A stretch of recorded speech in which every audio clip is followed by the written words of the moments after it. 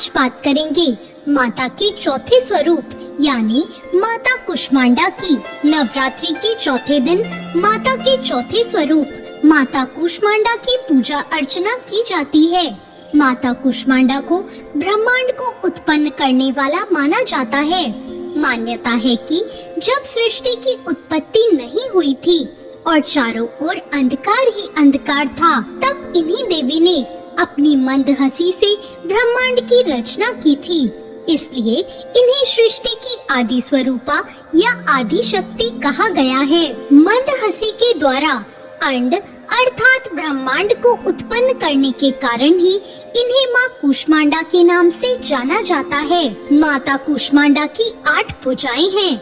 इनमें इन्होंने कमंडल, धनुष बाण, कमल पुष्प, अमृत कलश, चक्र, गदा और जपमाला थाम रखी है। जब चारों ओर सिर्फ अंधकार ही अंधकार था और सृष्टि का कोई अस्तित्व ही नहीं था, तब माँ कुष्मांडा ने अपनी मंद हंसी से सृष्टि की रचना की।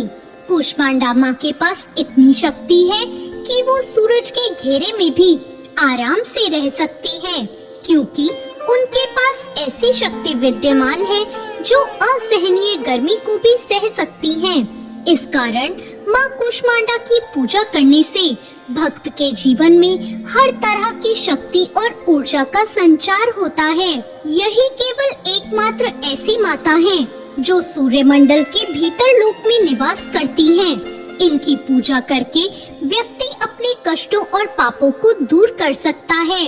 कहा जाता है कि यदि कोई लंबे समय से बीमार है तो माँ कुष्मांडा की विधि विधान से की गई पूजा उस व्यक्ति को अच्छी सेहत प्रदान करती है। पौराणिक कथा के अनुसार माता कुष्मांडा का अवतार दैत्यों का संहार करने के लिए ही हुआ था। कुष्मांडा का अर्थ कुम्हड़ा होता है। माँ कुष्मांडा का वाहन सिंह है। जब तीनों लोकों पर असुरों का आतंक बढ़ गया था, तब उनको सबक सिखाने के लिए माँ कुष्मांडा ने जन्म लिया। माँ कुष्मांडा की पूजा करने के लिए ब्रह्म मुहूर्त में उठने के बाद स्नान आदि करके पीले रंग के वस्त्र पहन लें। उसके बाद सूर्य भगवान को जल अर्पण करके व्रत करने का संकल्प लें। अब सबसे पहले कलश की पूजा करें, साथ ही ब्रह्मा, विष्णु और महेश तीनों देवताओं का आवाहन करें। अब देवी को फूल और माला चढ़ाएं। पूजा के बाद माँ की कथा और आरती सुनें और मंत्रों का जाप करें और आखिर में माँ कुष्मांडा को भोग लगाकर उनकी आरती गाएं। माँ कुष्मांडा की पूजा करते हुए ओम कुष्मांडाय नमः मंत्र का जाप करें। माता की आरती करने के बाद प्रसाद बांटें और अंत में माता को अति प्रिय कुम्हड़े यानी कद्दू से बने पेठे या मालपुए का भोग लगाएं। या देवी सर्वभूतेषु माँ कुष्मांडा रूपेण संस्थिता नमस्तस्यै नमस्तस्यै नमस्तस्यै नमो नमः। जय माँ कुष्मांडा।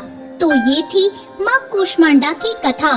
आपको ये कथा कैसी लगी कमेंट करके जरूर बताएं।